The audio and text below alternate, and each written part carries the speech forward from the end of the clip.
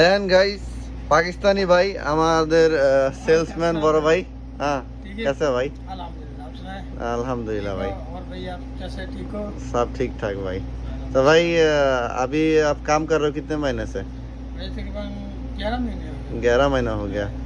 तो आपका कंपनी में सैलरी तो अच्छा देता है ना? हाँ ठीक है, अच्छा है। ठीक है। तो महीने में कितना मिल जाता है? महीने में 1500-1600 रियाल है। और इसका तो क्या बोलता है वो अलग से पैसा भी आता है ना? हाँ, कमीशन होता है। कमीशन कैसा मिलता है मुमकिन? महीने का हो जाता है 2000। 2000 তো सही है भाई। 1500 আর 2000 দেখেন গাইস তাদের স্যালারি হলো 1500 টাকা। আর আপনাদের তাদের এইটা মানে যে কমিশনটা যে আসে সেটা হচ্ছে আপনার গিয়া 2000 আপনার 1500 এরকম তো আসে।